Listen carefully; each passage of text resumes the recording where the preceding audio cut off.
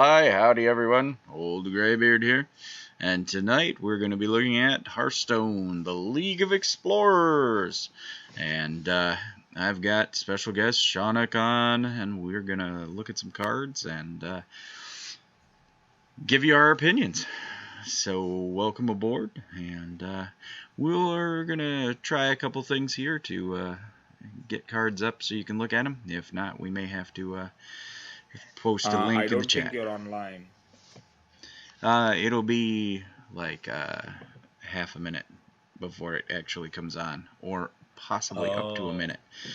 You got to remember, there's always that temporal distortion. So that'll be a thing too. You'll be listening live to me yammering and such, but over there it won't be. It won't be live. Oh, I don't intend to hang out on stream much because I want to not have the distortion confuse me. Yeah.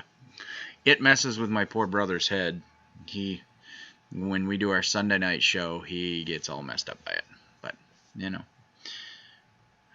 he'll get used to it. Okay, well, maybe because it's my channel. Alright. I mean, I'm suggesting we stick with the Hearthstone client for at least the cards, released in the first wing, and then we can move on to the alternate setup for discussing the future cards. Yep. Okay, sounds good to me. It would appear that I am not live for whatever reason. I've got the live indicator here, but I got nothing over here. I'm gonna go ahead and... You literally just came on. Okay, I was gonna say I'm gonna restart over on this other side. I'm gonna let... Yeah, you could probably get a commercial and whatnot.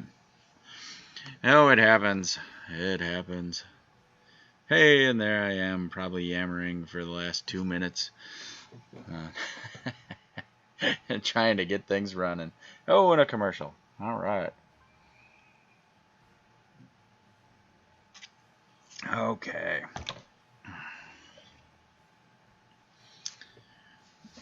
And I'll just give it a second for the temporal rift to catch up. And so, hey, Kopaxa, how are you tonight? Welcome aboard. We're going to do our card review. Alright. There, Shaunak just put out a link that will get you to where we're going to be. I just put the link in chat. Yeah, he just put the link in chat, and that's we're gonna go there in a few minutes and talk about cards. At first, here we're gonna jump on board right here in the inside the game and look things up and talk about the first wing. Okay.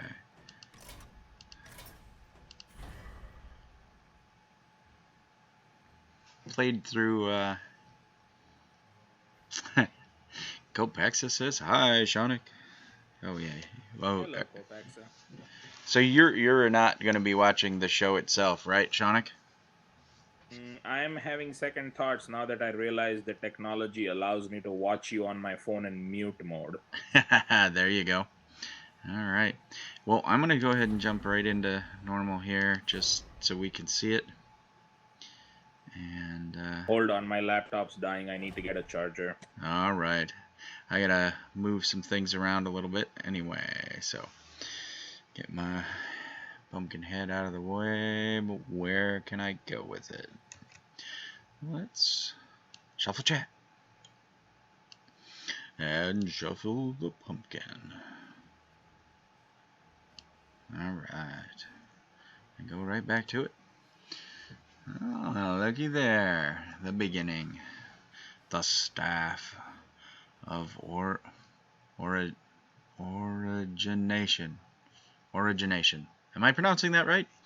Somebody help All me the out. names in this expansion are very slightly or very unnecessarily different from all the Indiana Jones movies for copyright reasons. Right. Nice. Okay. All right, Shaunak, you where you need to be there? Can I start yammering?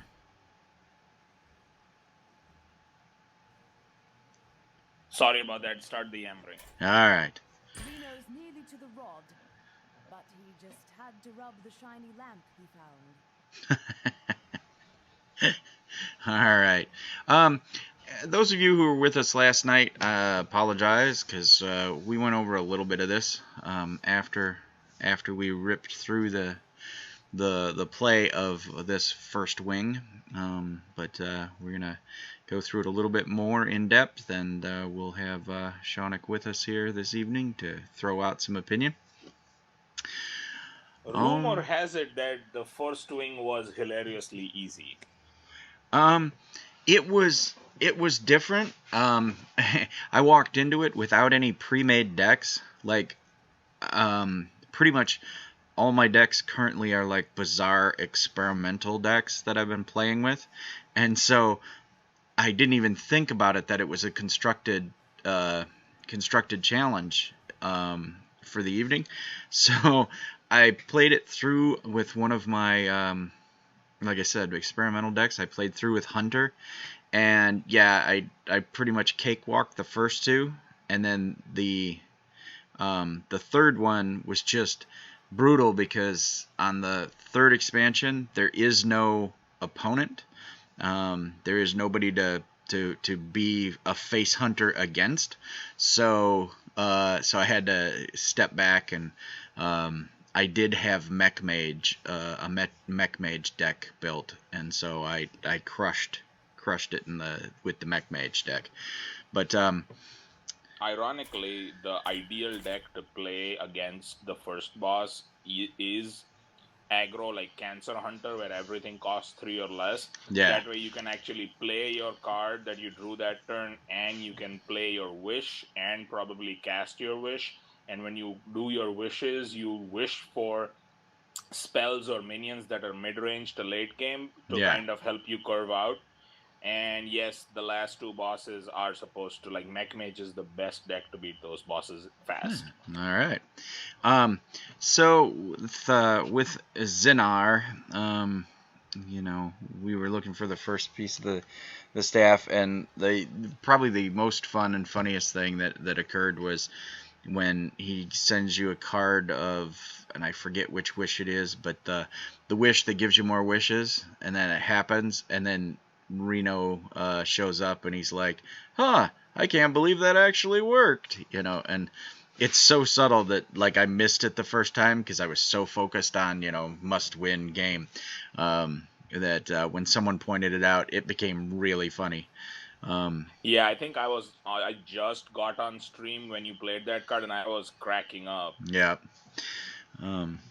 Hey, did you can you post that link again? Sorry to do that to you, but I can't shuffle it. Oh, that's fine. Just a second. Okay.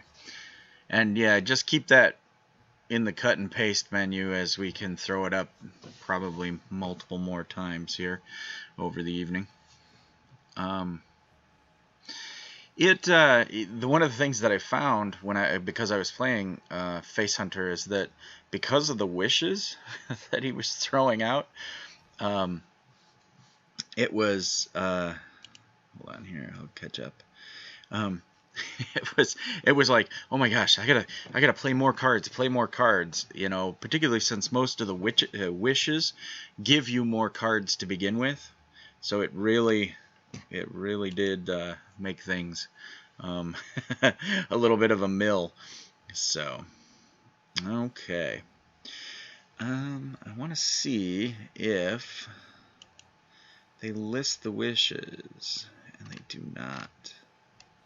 Okay. Well, we'll go through the cards anyway. I remember the wishes if you would like to listen to them. Sure, throw them out there, man. All wishes cost 0, so it doesn't cost you any extra mana to play the wish card. all wishes are basically one way, shape, or form a discover mechanic of sorts, other than the one exception being the wish that gives you two more wishes. Obviously, you play that card, which is a zero cost wish in and of itself, and then you'll get another two random zero cost wishes.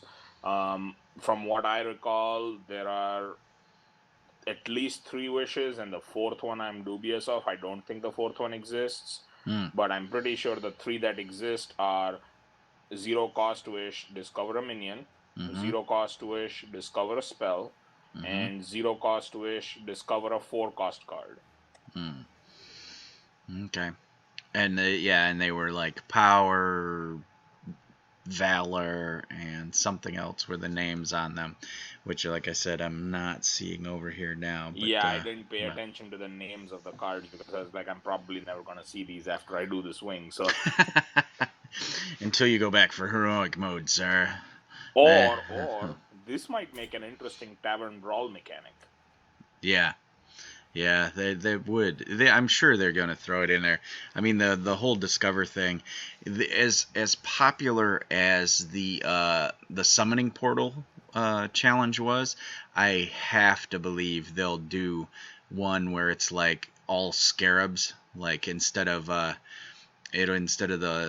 spiders everywhere, it'll be like scarab stomp or something like that, and it'll just be all the like a deck full of scarabs, the jeweled scarab in particular. That's what I was trying to say there. And so it'll just be discover card, one after another. And I Or think how that'll about this? How about you just fill both players' decks with 30 random wishes? The wish deck. That would be fun too. That would be a good time. I'd play that. So what else can we say about Zinar? He in non-heroic mode he was pretty solid. Do we want to go in and look at him in heroic mode and see what his power is, and talk about it? Yeah, go ahead, do it. All right, let's jump back out. We'll jump into heroic. And we'll look at it. And his power in heroic is, oh yeah, I remember now. He draws a card, he gains a mana crystal, and he gives you a wish. So he is going to... Other than the ramp, it's the same, and I don't think ramp particularly matters considering what the Zinar's deck consists of. I'm not really scared of that unless in heroic mode his creatures and stuff cost different, or they're fatter or something like that. I imagine his deck will be bigger and his AI will be smack on, because there were choices. All three bosses were making just horrible choices. I was just like, okay, yeah, you're taking it easy. Particularly when we get to Sun Raider Ferrex, there were just times where I'm like, oh, well, he's got the staff back, and then he'd attack my minion instead. So, hey, Angus, how are you? Ironically, attacking minions and clearing the board when you have the staff is the better strategy, because if the opponent has no minions on board, the chances that they can destroy your staff and not make you immune anymore are very low. Yes. Yeah.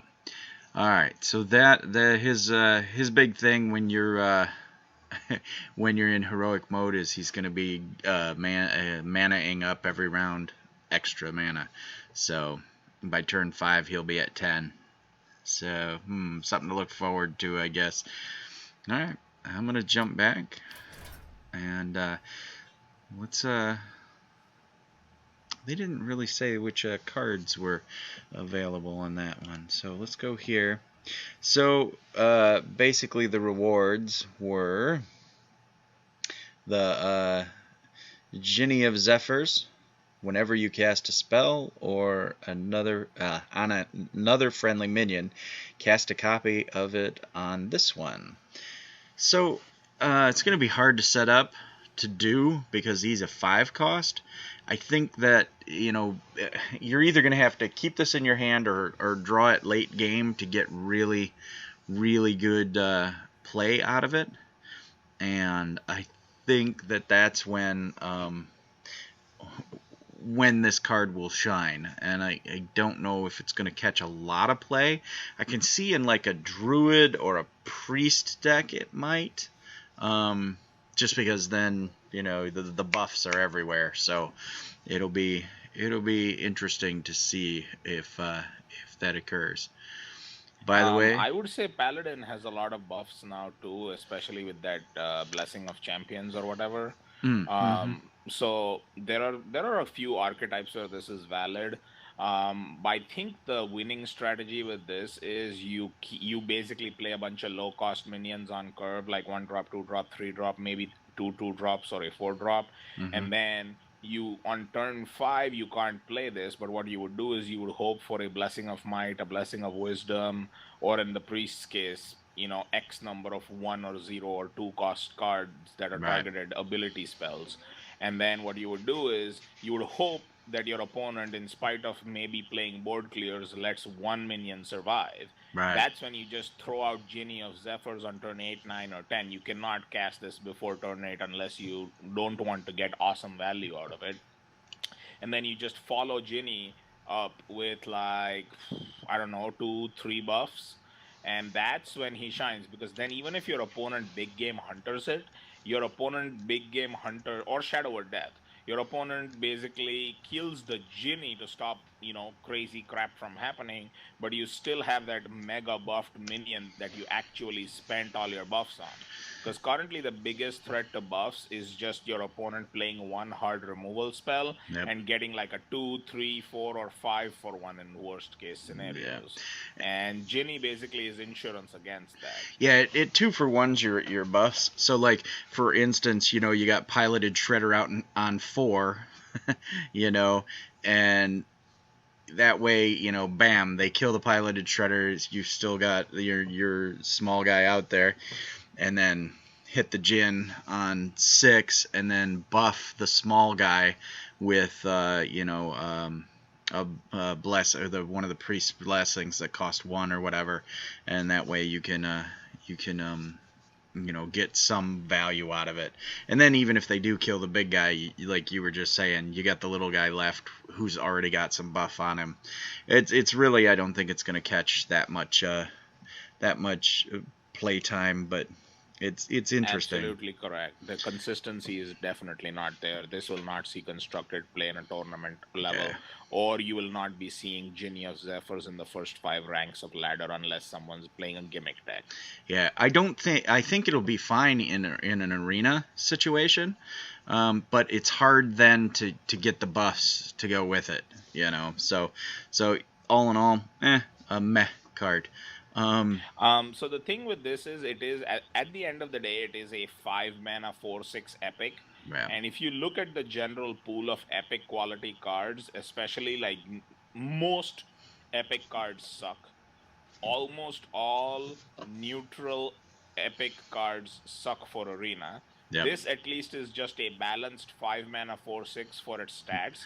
Even if you don't draft any buffs, and most people will draft creatures. So Right. like if you've drafted like 25 creatures out of, and this is the 26th card, you're Right. like, oh crap, I don't have any spells at all. So what the heck am I going to do with this?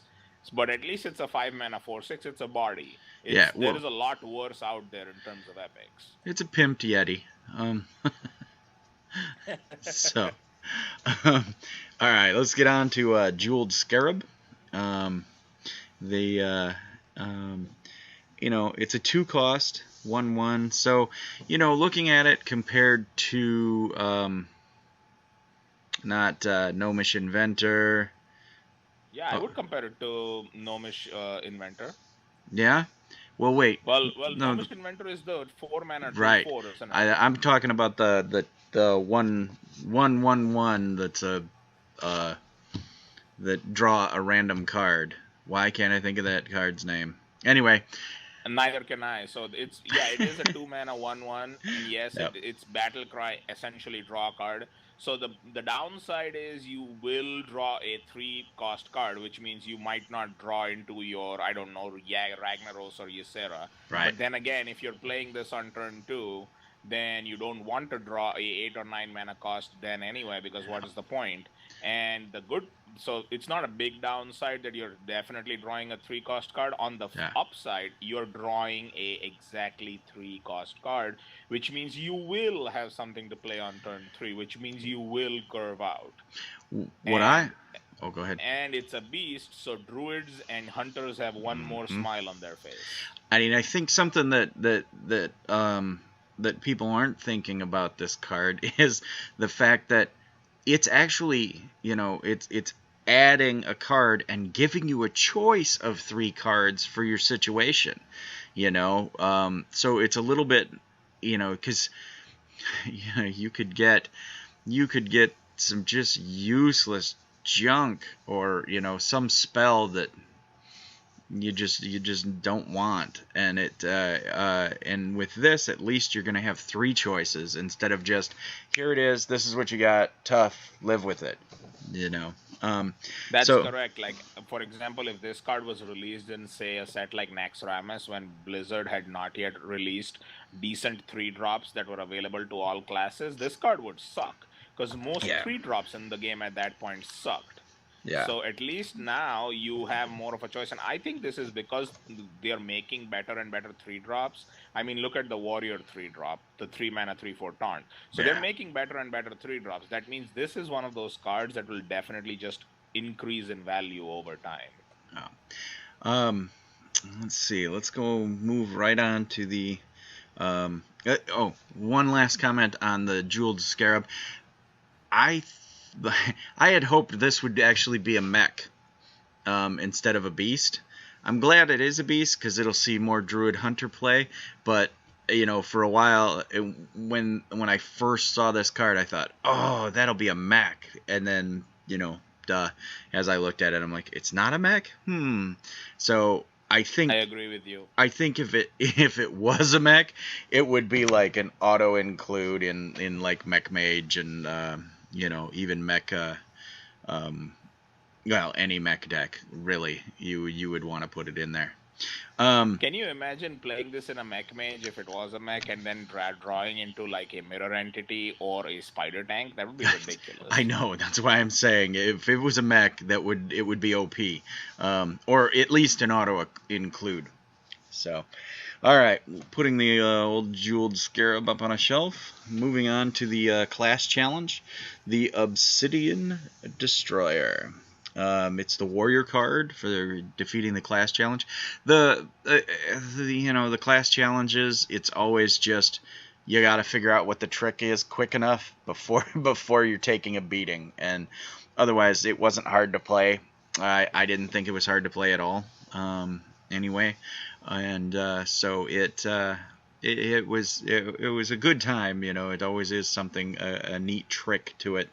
But this is I really like this. It's kind of a mecha. Griffin just said Jeweled Scarab looks like the best of this wing. Yeah, I think it really is. Probably the best card out of this this wing. Give me 1 second. Yes, it is. It's the most rock solid, in my opinion. The Obsidian Destroyer, I think, is a good warrior card because basically it's kind of a mix between the War Golem, which is not a good card, but then you've got Hogger, basically the Hogger ability on it to spit out little taunters. So it's a you have to kill it kind of card. What do you think, Shaunak? If this card was neutral, this is what Dr. Boom should have been. Instead of mega OP like he actually is. Yep. That's a good call. So, I'm just glad that Warrior gets a decent common to pick up as a class card. That way, oh, by the way, the stats are in. I do not know if people know this, but in if for those of you who are arena aficionados like myself, Mm. um, so the most recently released set when you're drafting cards shows up 25% more, and class cards show up on average twice as often as non-class cards when you're drafting.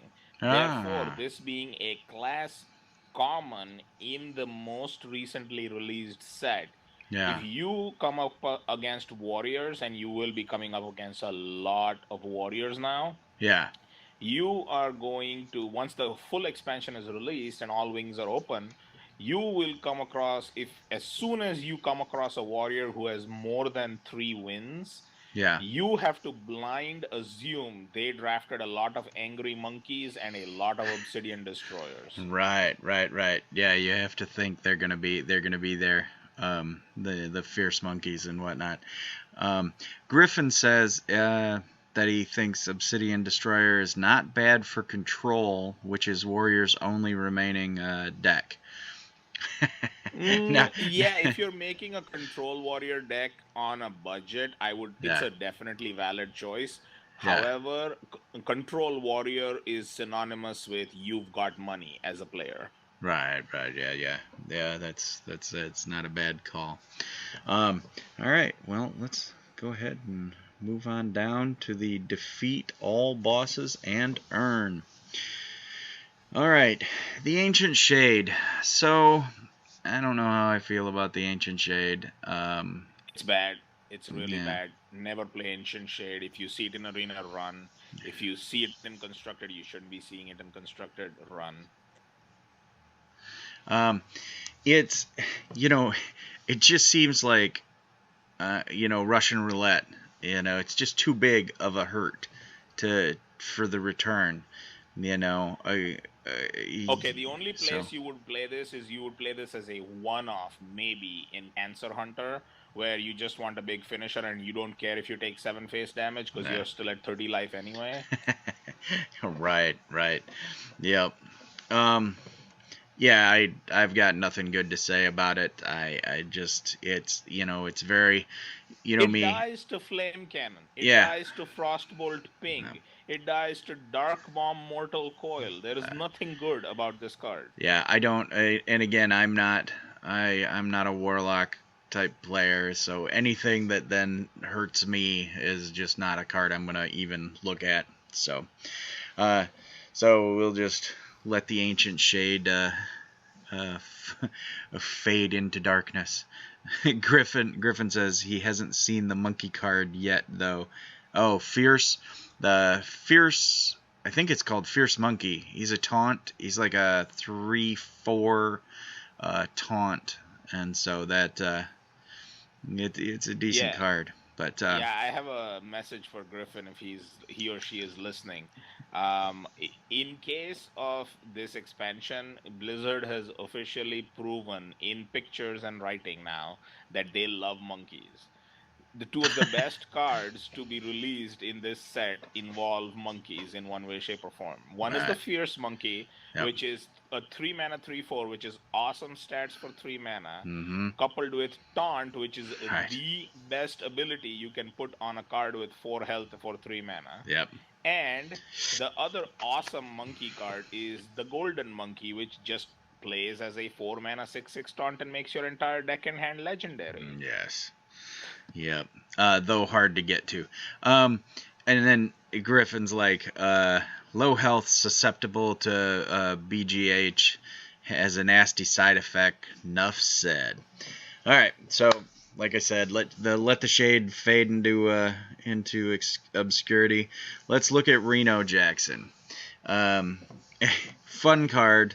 Um, you know, I you either like I think you were saying, Shaunak, you either make yourself like a completely 30 card legendary deck or some crazy gimmicky deck to play this, and it just seems like the statistics on how to get how to get this to work and fully heal you is just going to be, I don't know. I think unless it's like a 30 card legendary deck, I think you're going to get ripped to shreds before this really has any use. I guess that's my opinion. What do you think, Shaunak?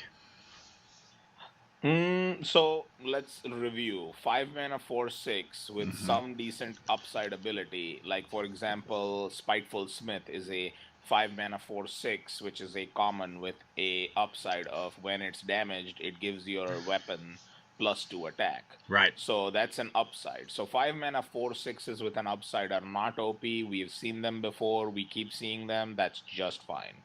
This is a 6 mana 4/6, so it is officially, in terms of stats, slightly bad, if not Yeah. more than slightly bad. But if you see the battle cry, now, yes, the 30 legendary deck, as Greybeard and I have discussed in some detail, is an amazing place for this card because ever since I started playing Hearthstone, I've always been a fan of the whole 30 legendary deck, if nothing as a gimmick at least. Yeah. And a big, well known pilot on the internet of the 30 legendary deck is Total Biscuit. Yeah.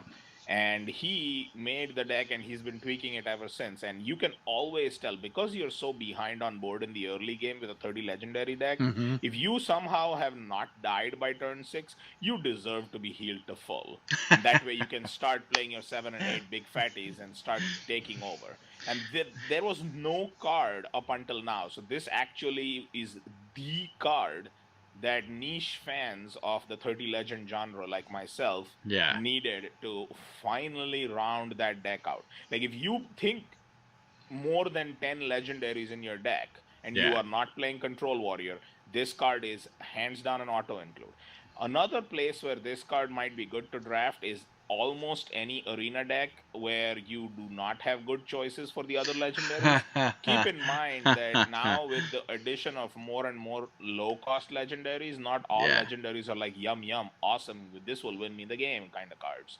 In those situations, if you have somehow, like stuck to um, drafting only one or two duplicates in your deck, remember, when this battle cry triggers, Yeah. whatever is left of your deck in your deck needs to be all one-offs. So if you drew your duplicates already, or if you have an empty deck, you will get healed to full. Right. Yeah. So this is awesome in that sense. So what you want is you want to draft Reno Jackson as opposed to, well, the Lore Walker Cho, or I don't know, Acid Maw. Right. Those are horrendous legendaries. In that case, you would blind pick Reno Jackson, and what you would do is basically just draft one-offs from that point, and you can see your card list when arena drafting. So Right. that's not hard to do. Do you think that because I never get legendaries when I play arena, I never get a choice of one. It seems the great algorithm does indeed to hate me in that regard, but It gives you a lot of epics But- though when you use Naxxramas card backs. it does. The do you think that most of your legendary choices are going to be better than this card? I would say, given the current state of the legendaries available to choose from, Yeah. and ignoring the class legendaries because that's just very specific. I'm just Yeah. looking at yes, you will often open one class and two neutral legendaries, but I'm just saying, assuming Yeah. you're only comparing neutral legendaries, Reno Jackson can. And you have to also remember, there are some times when you'll open a legendary as your, I don't know, 20 plus pick, like a 21st or a 28th pick. Yeah. At that point, uh, one of the biggest factors in deciding which card you pick is mana cost. Maybe you are low on 6 drops. Maybe you are low on mid game. Reno Jackson is ideal for the mid game. Or the late game when you're just like, oh my god, I just need more time. Yeah. Where you just want to heal back up and buy yourself more time, and just need that one little bit of healing to survive long enough to finish your opponent. Right. that's when Reno Jackson is good. So yes, I mean, like I said, it is situationally good. It is not Dr. Boom. It is not Piloted Shredder. It is not good in every deck. It is good in some decks in some situations. Right. So if you are in, but if you are in that situation, opening this card in Arena or putting this card into your deck in that niche constructed deck is an auto include. So this is one of those things which is amazing about card game design in general and Hearthstone design in particular, is that cards can be made to be broken almost in Mm. very niche specific situations of deck playing or deck building, but most other cases they're less than mediocre. Yeah. Real quick, do you remember what the card uh reward was for the Warlock? Um, oh, the Warlock challenge was The, the Sun Raider. yeah, the Never dart mind. Never peddler, mind. the drug addict. Yep. All right. Let us go on to the next boss real quick here. Sun Raider Ferrex. All right. And let's go here. We'll go to him here. We've made it to the temple's vault. You handle the guard. I'll take care of the rest. Sorry, I just love Reno. I cannot wait to hear what Bron has to say, because you know I loves me my dwarves. I'm just sad that Harrison Jones isn't leading this adventure. I mean, this guy is like a how do you say it? Like a poor man's Harrison Jones. and he does make a couple references along the way. If only Harrison could see me now, type stuff. He would bury himself in sand if he saw him now. Yeah. Okay. So Blessings of the Sun with Sun Raider Ferrex. His passive hero power, whoever controls the Rod of the Sun is immune. So in heroic mode, it's when he controls the Rod of the Sun, he is immune. So you have to take it from him and just keep it from him. You do not get immunity from it. So it changes. What happens when you kill it? You still get the rod though, right? Right. It switches back and forth still, so he's still got to expend mana and minions to take it back, but you don't get any bonus from it. You don't get the immunity effect. I have a way to make that work for you. So I actually just did this myself in a match with Sun Raider Ferrex on normal mode. What you do is you play Mech Mage, and just like when you're playing Mech Mage, when you're like, oh my god, give me the stealth spare part so I can play like Archmage Antonidas on turn 8 and then stealth him so I can just spew spells and kill my opponent. What you do in this case, however, is you pray and hope for the rebound spare part. So when you get the rod, you bounce the rod up, and once the rod is in your hand, it never goes anywhere. You never play the rod, and basically it becomes a fair fight, except it's no longer fair because he doesn't have a hero power and you do. He does have Flame Strike, but also, too, the whole Mech Mage thing and spare parts, if you could stealth it, then he would have to come up with multiple area effect spells to get it back to him. So I just enjoyed. I was laughing out loud when I bounced it back to my hand. I was like, you are officially screwed. Yeah. So I wonder, and I'm sure I read or heard somewhere, what happens if you silence it? Because what happens is, because it says death rattle, give this to your opponent, the death rattle no longer triggers, therefore the minion dies irreversibly, and that's another way to remove it from the game. Okay. It just takes it out. Okay. I only ask or say anything about it because I remember in a couple of the challenges in either BlackRock or Naxxramas where they were just like, ha, you thought I'd let that happen?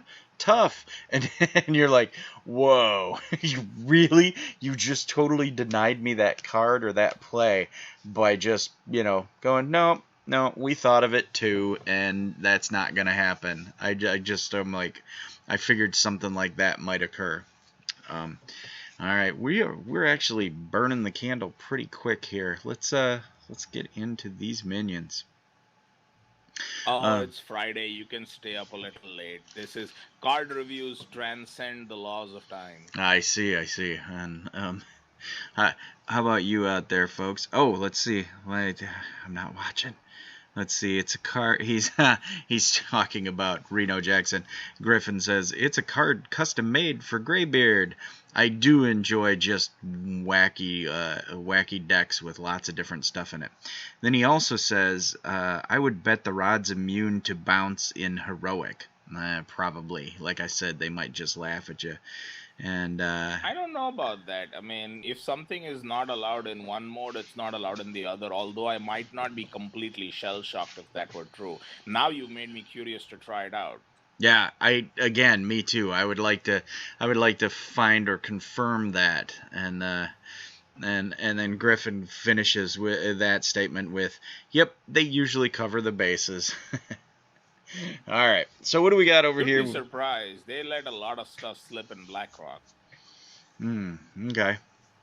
Can't think of anything specific, but there was this one boss where if you played Kel'Thuzad and you successfully played a taunt, like that was one of the reasons why like people specifically put Annoyatrons in that deck, even though Annoyatron was horrible as a choice in that deck. But Yeah. what you would do is you would play Kel'Thuzad on turn 10 followed by an Annoyatron, and for some reason the algorithm thought that as soon as the opponent has Kel'Thuzad plus taunt, even if the boss kills the taunt's just gonna respawn at the end of the turn, so it wouldn't bother killing it, which means the boss would never attack, which means you would win. Like people have auto won against that boss so many times. Like there are YouTube videos where people have blatantly exploited the glitch. Yeah. All right. So first reward we got is the Anubasath Sentinel. He's a 5/4/4, and he gives a random friendly minion +3/+3. An upscaled cultist, and he's a common though, so that's gives him more variety. And I think that I don't know if it's going to catch much play. It's just another one of those, and it's too expensive to throw out there. So the way to look at this is how much mana. If you were to give a minion +3/+3 as a buff on a card, how much mana would that be worth to you? Now, the easiest way to compare that ability is to compare it to a recently released card in TGT called Demon Fuse. It's a Warlock only card, which is 2 mana, which says give a demon, not any minion, a demon +3/+3, but also let your opponent gain a mana crystal. And that card is bad. Yeah. Now, that card would be good if it was 2 mana, give a demon +3/+3, period. No giving the opponent mana crystal. It would be broken if it said give a minion +3/+3, period. So what I would say is that this Death Rattle ability is worth somewhere between 2 and 3 mana. I would say more close to 2 mana.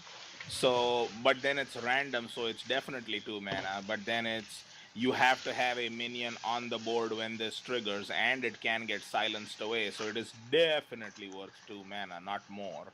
So this is a 3 mana 4/4, which cannot be played before turn 5. Also, the thing is, any card or any Death Rattle that requires you to have minions stay on the board and this to die first are just iffy, if not impossible to get off. That being also said, it is effectively 5 mana 7/7 worth of stats. If you really are thirsting for a 5 mana 7/7, especially considering the cards that are coming out in this expansion, right? Play Beast Druid and just play Druid of the Fang. You will get a Druid of the Fang to go off almost every time now that there are so many Beast Druids. Exactly. Yep. Particularly this expansion is a little bit on the beast heavy side. So, all right, let's jump on over. Hey, Shaunak, will you do me a favor and throw out the link again for people who are just coming on to the show? We've got a link that has a lot of what we're talking about in, and we're kind of using that as a Just a second. Okay. All right. Meanwhile, I'll catch up on chat. Let's see. MF name here. Nice hat. Yeah, you got to get in the mood, man. I'm all about the crazy hats. And let's see. Griffin says, I've seen more owls lately. Silence seems like a must include in every deck lately. Yeah, we're gonna see a lot more of like Spellbreaker and stuff coming back. I don't know think. about Spellbreaker. Ironbeak Owl is where it's at, because you want to silence something for cheap and then just play a big dude with most of your mana. Spellbreaker would be a little extreme. I would not be surprised for people to start running like the 0 mana silence and priest decks though. Yeah. Because there's just so much spell synergy nowadays, especially with everyone in priest playing Pyromancer and whatnot. Exactly. Yep. Let's see. MF name here. I will put your pic in with the family photos. Yeah, if you go to I think Twitter's the only place I've got it posted right now. I've got me in the hat. But Muddy, he's we here at the tavern have had some rough times in the last couple weeks. I've had a buddy who's been in and out of the hospital a lot, and Muddy's got a brother who's having health issues. So we've got a lot of we're slowing down on our video production and whatnot currently. So stick with us. We'll be back, and I'll try to post more crazy selfies and whatnot as best I can. But the link is up. Perfect. Yep, Shaunak has included the link. We are actually on the second boss in that, Sun Raider Ferrix, and we'll jump back in 1 second. Griffin says, I even have a Mass Dispel in my Priest Dragon deck. Yeah, it is indeed coming back. Because Silence went away for quite some time. It was weird to have someone actually throw in an Ironbeak Owl for like several months. All right, let's get back at it. People still do. I think Ironbeak Owl will definitely always see a place in Face Hunter, because they just don't want to fight through your taunts. But other than that, yes. Okay, Summoning Stone. Not gonna do it. I don't see it getting any kind of play. I cannot think of a situation where you can effectively. I mean, they're just gonna kill it ASAP. They're never gonna let you get a spell off. You're gonna have to wait till round 8 really to get any use out of it, I think. Because playing at round 6, you play a 1 mana spell. Ooh, you get a 1 mana minion. It's just not gonna. I don't know. I don't know. This one is it is horrible. By itself, this card is horrible, but the effect is so cool that I have been struggling mentally to see it, figure out a way to make it work. And what I just, literally in the last 15 seconds, so please, it's kind of like a proposal and people can shoot me down if I'm wrong. How about a Aviana plus Sea Witch deck, which that Sea Witch will be released soon, that 5/5 for 5 mana, which says your cards cost 5. Right. So you play it in Druid, obviously, because Aviana is a Druid-only legendary. So think about it this way. Turn 10, right? You play Sea Witch, so everything costs 5. Then you play Aviana, so your minions cost 1. Right, okay. Then you play a coin or innervate and you throw out 2 summoning stones. And then if for some godforsaken reason at least one of the summoning stones survives, okay, you go off like crazy next round. That's a lot of ifs and hangouts, and man, I think if you had all that and you could hold on to it and still not get killed, I think that would be that would be really sweet to see. I would like to see a video of that. So all I'm saying is the 1 in 10,000 games that works, you will make sure that person gets on Trollden. Yeah. Nice. let's the class challenge for Warlock is the Dark Peddler. Yes, he rides. You can very easily guess what he's peddling. Yeah. Let's see. He's a 2/2/2. His battle cry is discover what is it? A 1-cost card. Okay, it's better than a sharp stick in the eye, but I'm not amazed by it. It's decent for arena as a common because you're going to be seeing a lot of it, and it does draw you a card. Yeah, well, and 2, you get your choice. Again, like I keep trying to say, this discover mechanic where you get your choice is really, really going to be, I think, a powerful mechanic. As much as Inspire has done some cool things, I think Discover is going to be. It's gonna be fun because it gives other decks than Druid a chance to change things on the fly and pick cards or effects that affect things like now. I've already had the opportunity where I've been like, okay, wait. Do I go long haul and pick, this big card over here? Or do I take the advantage right now? And you got to weigh those balances or checks and balances. And I wonder if once the Discover mechanic pops up, if you're still on the timer for your turn. Like when... Yes, you are. I was going to say tracking. When tracking pops up, or if you're still on the clock. So... Yep.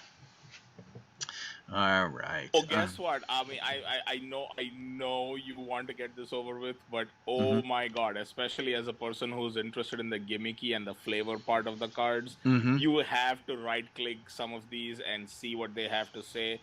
I am tearing up. Like, you know how we were just complaining about how Anubisat Sentinel's stats are horrible, like a 5-mana 4/4 just doesn't cut it? Yeah. You right-click him, his flavor text says he is actually a 1/1 who picked up the hammer from the last guy. When I right-click them, nothing happens. Oh, you right-click them in Hearthstone. Of course you see the flavor text. Oh, in game. Okay. Yeah, like the genie is like, if you want your wish granted, don't rub him the wrong way. Nice. All right. Go ahead, Shaunak, if you'd be so kind. Just... Oh no, it should still be there.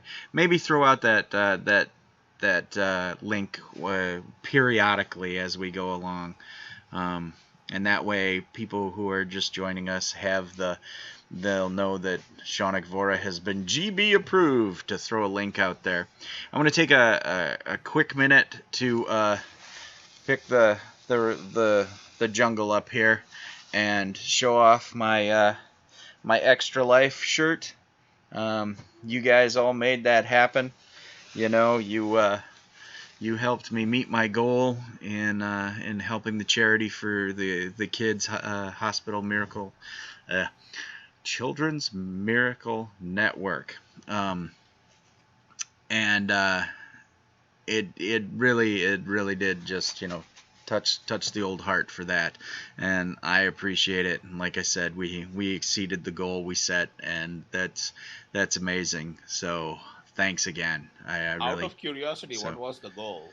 I'm not gonna say dollar amounts. We'll just say that we went past it, almost doubled it. So Nice. It'll be nice, and then so next year we're definitely gonna be on board again, and do it up even bigger, hopefully. So, all right. Okay, so we've got one more challenge to go. Got the first piece. Now we gotta get out of here before we get squished. Yeah, we gotta let Reno talk his bit. I really dug this last challenge, the Temple Escape. The encountering the new obstacles, the making the choices. Though some of them didn't seem to be any different, no matter which one you picked, because this is the only one I had to play twice, because, like I said, I walked into this completely blind and forgot to construct a deck. So I ended up playing a hunter variant I'm working on currently. And so I walked into this, and there was no, he's like a face hunter. And I'm like, there's no face to attack. I'm in trouble. And so The I, SMR song is finally no longer valid. It yeah. says everybody got faces. This one doesn't. Oh, nice. So I really did dig the choices, and having to choose things, and the different mechanics for different stuff. The pits and the boulder and all the fun mechanics, and I got to I got to ham it up and be like, start the plane, and stuff, because it really was a good challenge. Yeah, for heroic mode, there are some like nuances that you register. Like he always summons a zombie chow on turn one. So what do you want to do? Because on turn two or three, you are going to be given that choice of either have a 50% chance of taking no damage or take 10 damage, Right, and then the other choice is take 5 damage for sure. What right, you want to do is, like, for example, what I did is you keep the zombie chow alive until you make that choice. Make the choice to guarantee take 5 damage and then kill the zombie chow, healing yourself back up. right.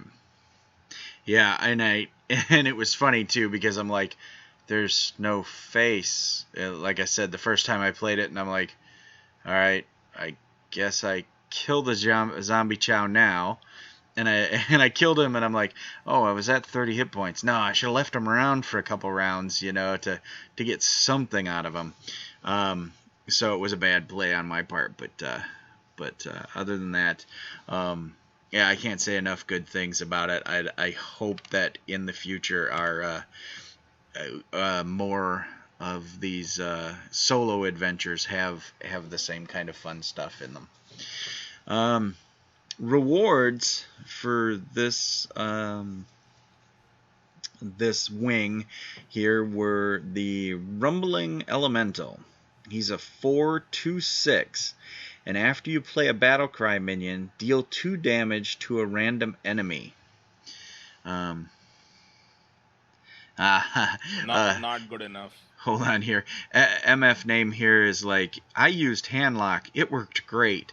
Yeah, I can imagine that it did on that last board. The Handlock would have been a good one to play. Like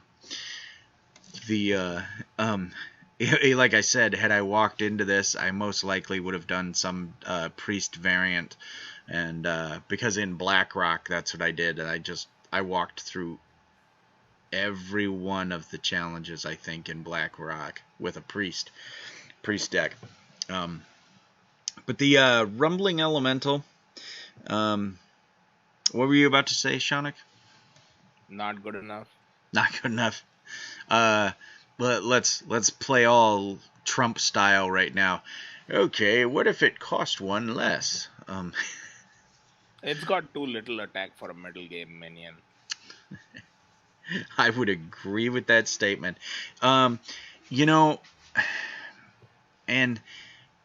if he had something, if he was like a mech, so you could get him out cheaper with Mech Warper, or if there was something you could do with it, because a 2/6 isn't too bad.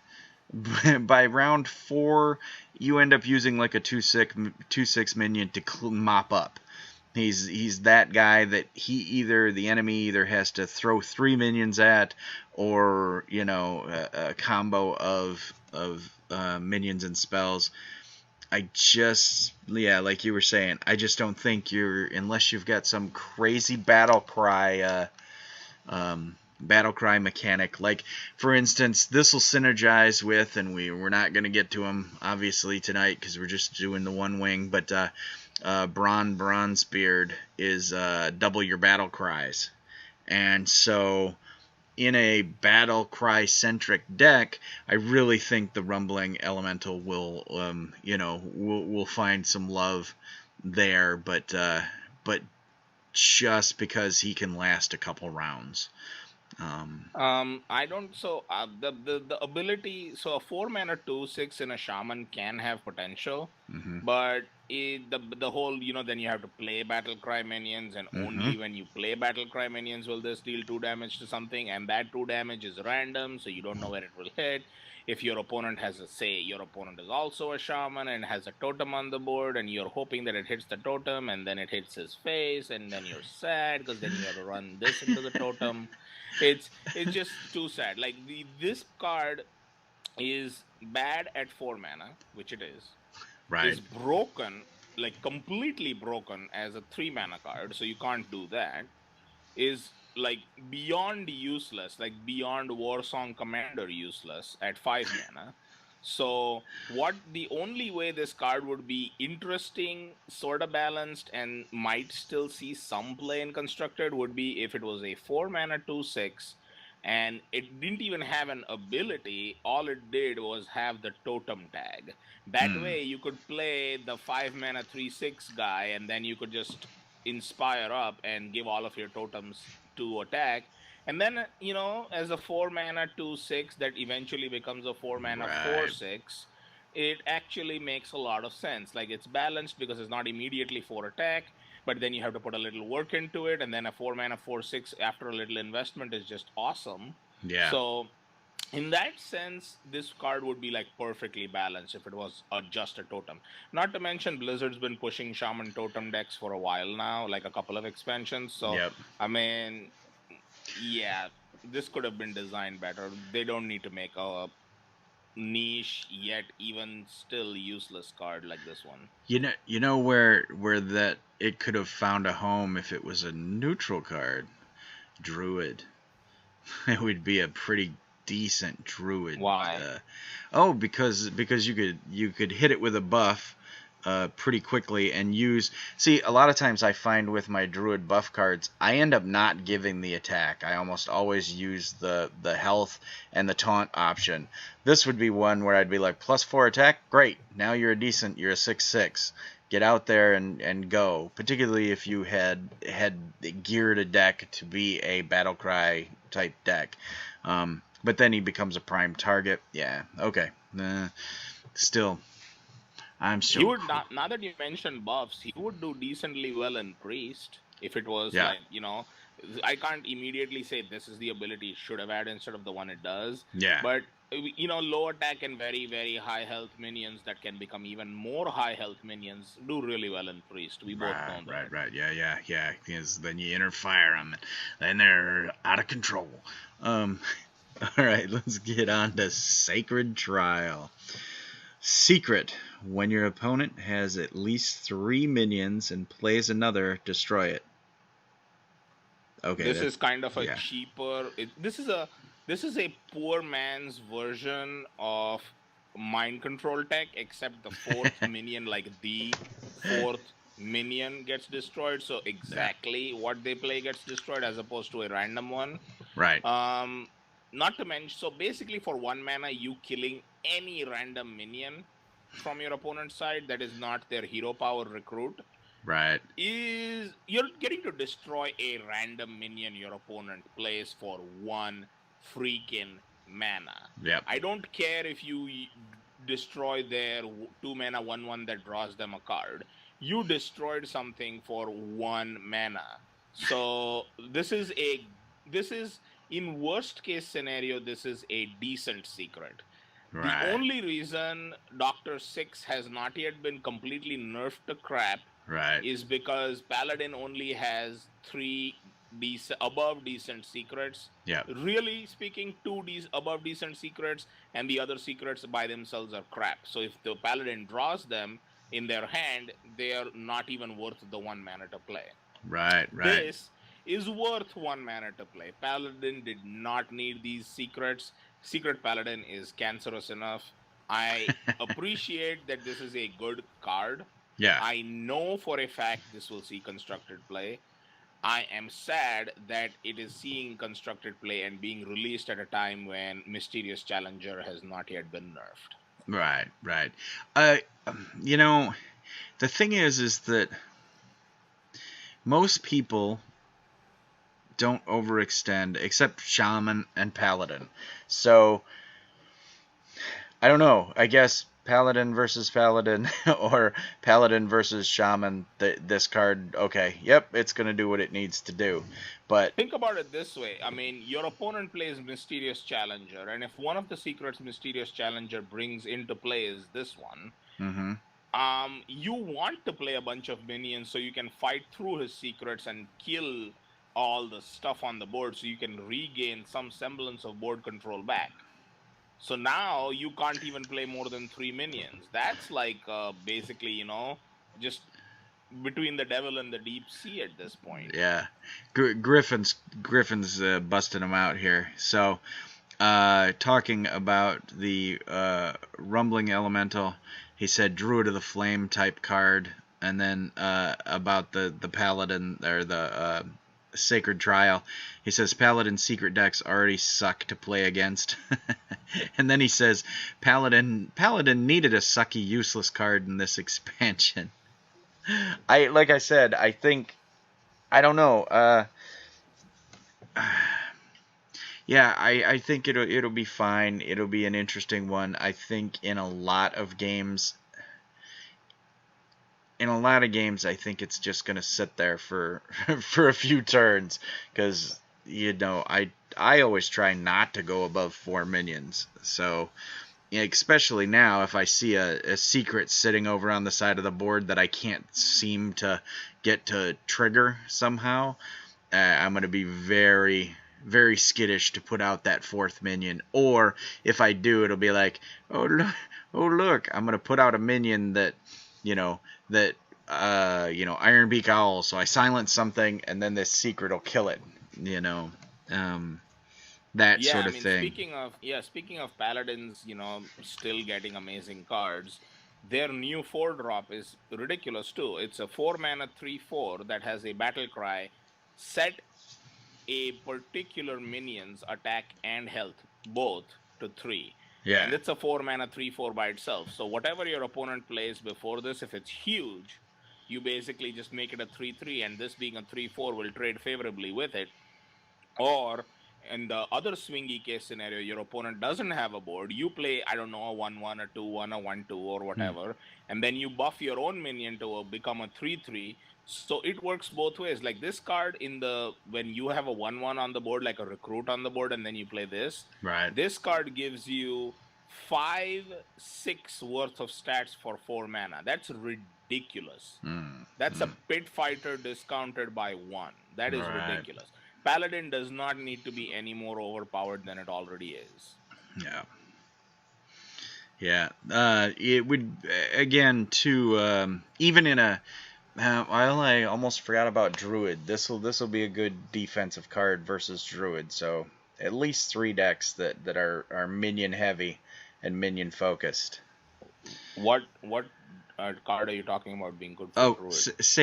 Sacred Trial will be good against Druid, because a lot of times the Druid will at the end go for a big push with Savage Roar, and so he'll try to get a bunch of minions out and about to I don't know how this works with Force of Nature Savage Roar, because even if your opponent has a bunch of minions on the board, because it's Force of Nature summons the minions, the opponent doesn't play the minion.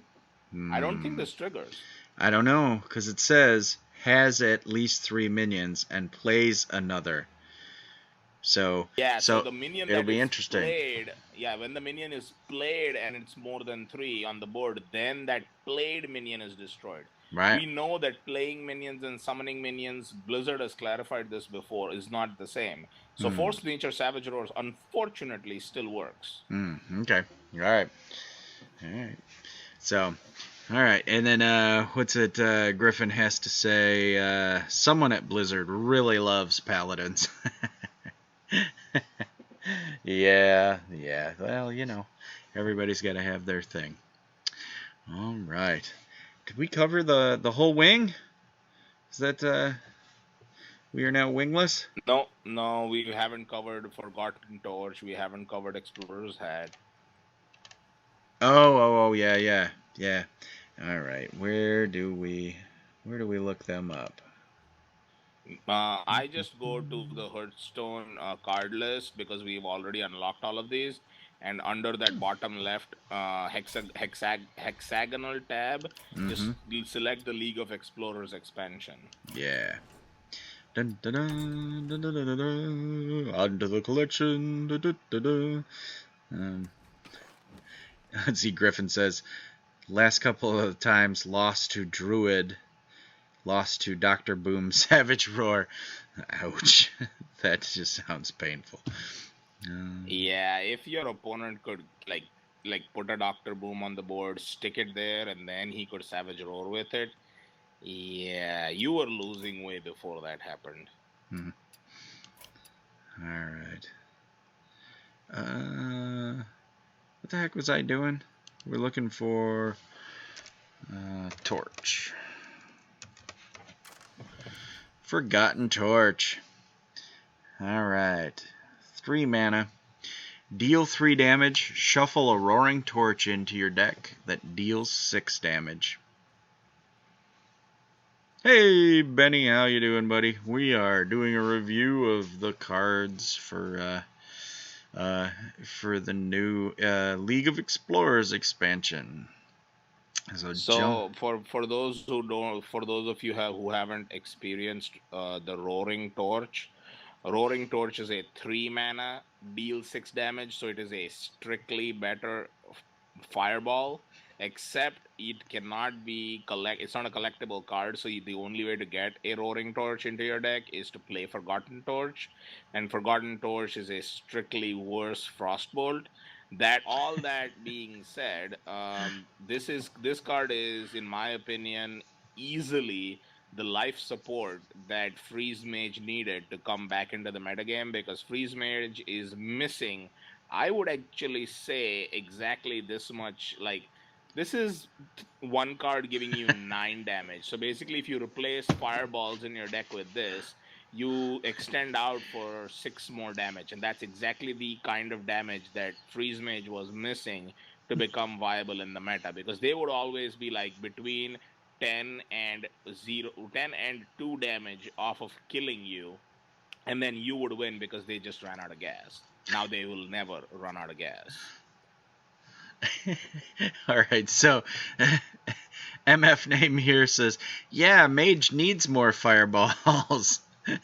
And Spammy says, it's a safari. Woo! Yep. We've got Imagine playing against a mage in arena who drafted like 4 of these. I know. It would just be like, GG. Okay, thanks. Thanks for playing. We've got some prizes for you over there. Interesting fun fact. This, if you play Jeweled Scarab in Mage, this is one of the cards you can discover with it. Wow. Who? Huh? What? It costs 3. Right. Hold on a second. We're looking for the hat, right? This is the other card? Yep, Hunter. Yeah. Oh, yeah. Okay, I'm just in the wrong deck. There it is. Alright. Let's see. Spammy says, I have an impulse to convey an Australian accent in text. Right, mate. Of course you do. Where's Supper Mutant when we need him? That'd be great if he just, like, showed up. I'd be like, oh, yay! And then I would have to get him on, TeamSpeak so he could do all the talking. And I'd just mouth the words. I'd lip sync to whatever he said. All right. Let's see. Is you, bro. Nice. All right. Explorer's hat. Let's see. I'm very curious to see what your thoughts on this card are, because a lot of professional players also have gotten this card wrong. I got this card wrong initially, and now that the cyber dust has settled on where this card should be, I'm very curious to see what your opinion is going into this blind. Okay. Explorer's hat. Give a minion +1/+1 and Death Rattle. Add an Explorer's hat to your hand. Okay. To me, it says that you give a minion 1/1, and the death rattle, that when that minion dies, the hat comes back. It's in your hand again. Yes, that's the verbatim explanation, but like, There. where do you see this card fitting into like the meta or whatever? Oh. Okay. Just totally off the cuff, auto include in every hunter deck, because it's like, okay, well, it's an expensive banana that just keeps reliving itself. It'll be there for, well, no, you could silence it. You could silence the death rattle. That would be the only thing. Yeah, MF name here says endless buff. Griffin says Baron Geddon. Question mark. Yeah, like I said, it's not quite an endless buff, but it's definitely something that your opponent would have to think about, and possibly, in my opinion, waste a silence on. I personally wouldn't. I would just let it keep coming back.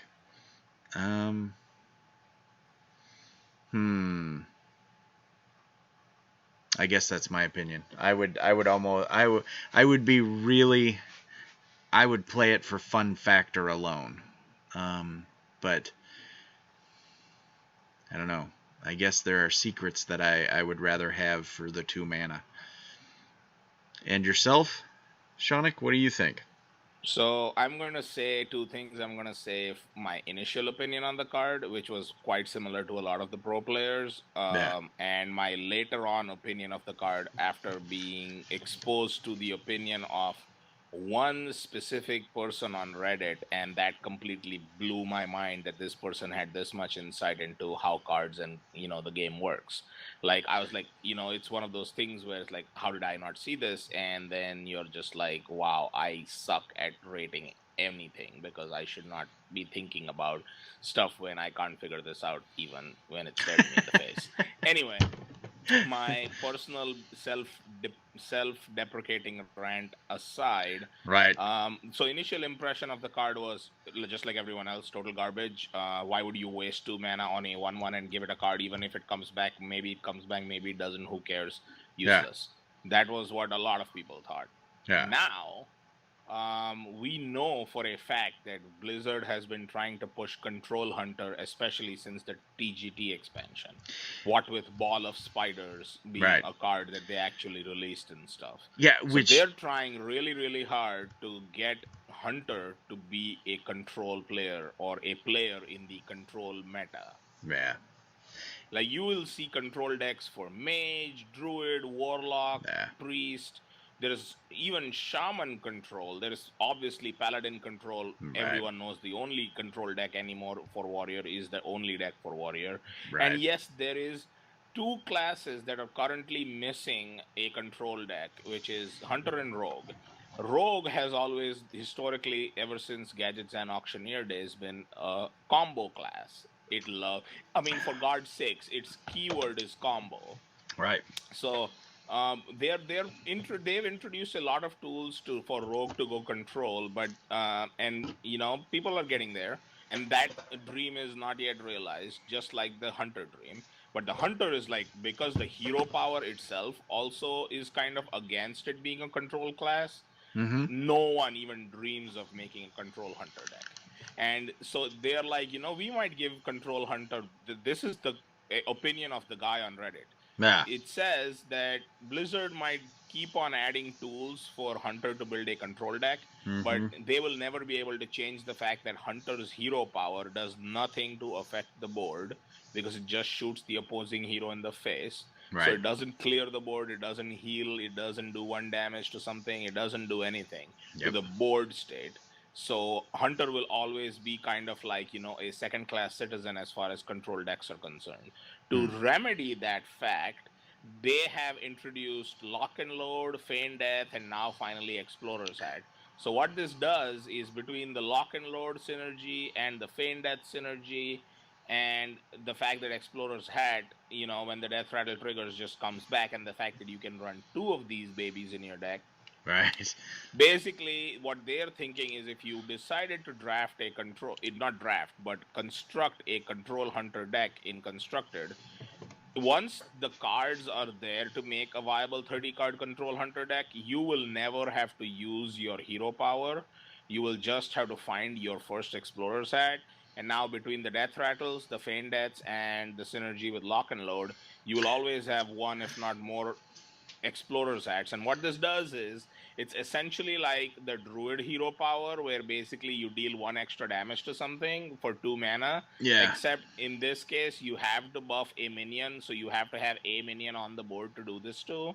Right. And this kind of it encourages you as a Control Hunter or possible Control Hunter player to use your 2 mana instead of shooting your opponent in the face to affect the board state. And you're not losing cards, because ideally you play this on a minion that's already been played the previous turn, ram that minion into something so that it trades up, Right. or maybe it basically have it die, and then you get your Explorer's Hat back. So it's kind of like a hero power, get it? Right. Yeah, exactly. Yeah. It's the same with, I think, really, over the last 2 expansions, they've been like, druids, aren't they about animals? I think we need to push the beast thing on druids. So, yeah, I think they really are pushing some new deck types for some of the classes. Hold on one second. Let's see here.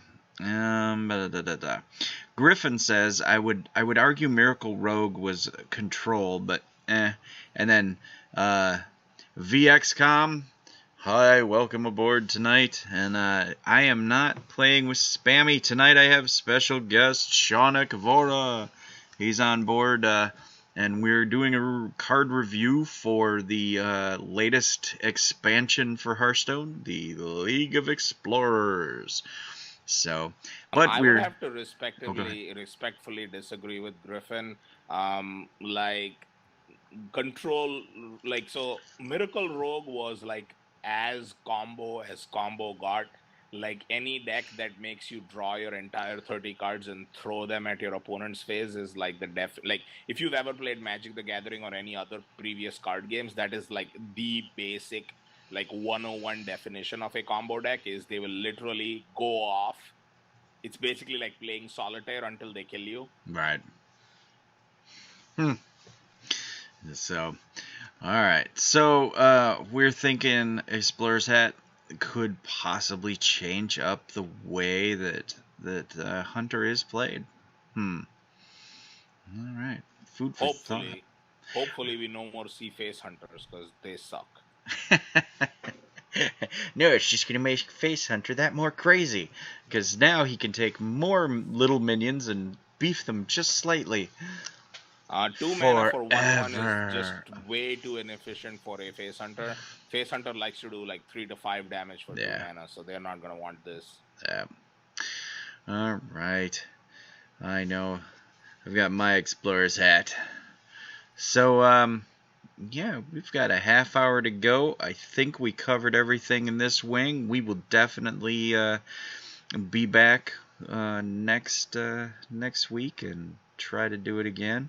But for now, why don't I jump on? What do we want to play? You want to? I'm a fan of whatever you want to play, because I need to get that quest done. But as a last side note, sure, to people who are talking about cards and stuff with us tonight, I briefly touched on the golden monkey when we were discussing monkeys. Yeah. And Greybeard said that it's involved to get him into play. That's because him and I had this discussion earlier. For those of you who don't know, who are really curious about that crazy monkey, It's a 4 mana. So there's this lady, that spectacled lady that you see in your introductions in your first wing. She Eloise or whatever. She is Yeah. actually a legendary minion Star that you can Seeker. collect. Yep. Yeah, she's a minion that you can collect in one of the later wings. Don't know which one, but basically she's a collectible. As in, not, it's a soulbound. She's a soulbound collectible 4 mana, 3 attack and 5 health legendary creature, which has a battle cry that battle cry shuffle, quote unquote, the map to the golden monkey into your deck. Now, when she gets played, she will shuffle that into your deck. Then, obviously, because it's shuffled, you will at some random point in the game, if you're still alive, draw the map to the golden monkey, which is a 2 mana spell, which says when this is so basically when you play the map to the golden monkey, what it says is shuffle the golden monkey into your deck, Right. draw a card. So it's not like you do nothing actively for 2 mana. It's 2 mana, draw a card, but Right. basically we know that the fair price for a card is 1.5 mana. Right. So that extra half mana, I suppose, goes into generating that golden monkey and throwing it into your deck. Yeah, so now if you somehow still survived the game and you drew said golden monkey, you would then be able to play the golden monkey, and the golden monkey is hear this, 4 mana, Okay. 6/6, so not BGHable. Okay. Taunt. I don't know if it's a beast. I believe it should be a beast. But when you played the battle cry, so it's not only a 4 mana 6/6 taunt, Okay. which is bonkers in itself. The battle cry is convert all cards into your convert all cards in your hand. Yep. And all cards remaining in your deck into legendary minions. Cards. Yep. So now what this means is, because the odds of you being able to play Eloise on turn whenever, and then be able to draw the map, then be able to play the map, then be able to draw the monkey, right, are very slim in a normal progression. Yeah. My money is on you play this on turn 9 or whatever, or Right. not turn 9, sorry. You play this when you have like 1 or 2 cards left in your deck. And you have a decent amount, hopefully, of cards left in your hand. And this is like, one of those cases where, especially in Control Warrior, this is relevant, because if you ever go into a Control Warrior versus Control Warrior matchup, Eloise will win you the game, and this is how. Okay. When you go into Control Warrior versus Control Warrior, you are going into, like as soon as you see your opponent, especially now that Grim Patron Warrior is dead, right, as soon as you see your opponent as a warrior who armors up on turn 2, you're like, okay, we are going to go into fatigue. I'm going to silence my phone, I'm going to shut off everything, I'm going to make sure my cat is fed, and I'm going to be sitting in front of my computer screen for the next 30 minutes. Right. And yeah, that's your plan, basically, as a Control Warrior. So, you know that there is going to be duds in your deck. Like, you don't want to Cruel Taskmaster everything. Right. You definitely never want to play your Acolyte of Pain. In this case, you don't even want to play Varian Rin, because Varian Rin will draw you 3 cards. Because you want to make sure your opponent is 1 card ahead and has not played the Battle Cry. What is that lady? The grand lady, that 6/3 that gives your hero power, makes it better. Oh, so the Justicar. So if your opponent has played Justicar, you want to have played Justicar too. Basically, you're just like, I will do whatever it takes to win the fatigue war, right? So... So you have a lot of, what I'm saying is, you have a lot of dud, like useless cards in your hand. Yeah. And if you draw, like, for example, you just hold on, and finally you get like 8, 9 cards in your hand, and you're just like, oh crap, now I'm going to go into fatigue next turn. My deck is empty. What you're going to do is you're going to play Eloise. Then Eloise is going to put a card. So she actually saves you from fatigue. Right? Because she puts a card into your deck that you don't immediately draw. So she actually adds a card to your deck, so you're 1 ahead that way in the fatigue war. Then next turn, you're going to have access to 10 mana. So what you're going to do is you're going to play the map to the golden monkey. So you're going to throw the golden monkey into your empty deck. You're going to draw it immediately.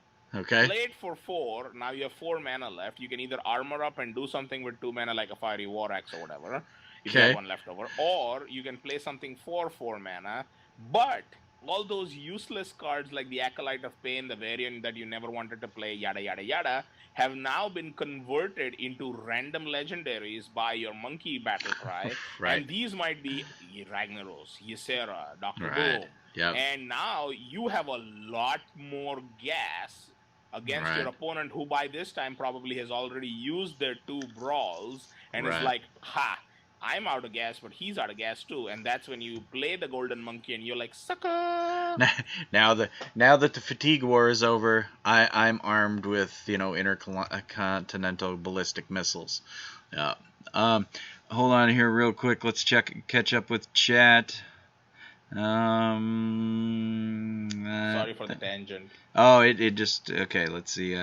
MF name here says, I should be dead before I would get to play Elsie Starseeker, I assume, since before he'd be able to play that, since he's so good. And then Griffin says, this will make a cool edited YouTube video, but too many what ifs.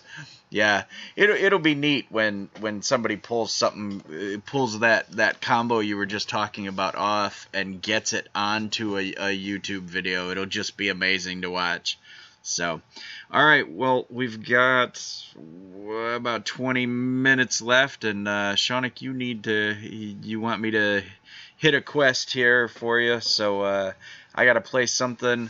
And so remind me again before we shift gears here. Yeah. Are we going to review the other wings as and when they're released, or are we doing that like sometime tomorrow or day after? As they're released, I would say. Because my plan for the next 4 weeks is to basically Thursday night, I will be here and I will be playing the new wing, and then hopefully on Friday night, if you're available, we can go through and walk our way through the new cards that were released that week. I would love that. And are all these wings being released on like Thursday, Yep. or are they going to be released like this one was released on Thursday yesterday, but now they're going to be released like Tuesday or whatever?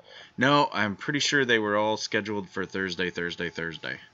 Okay, then I'm fine with this schedule if you are. Good.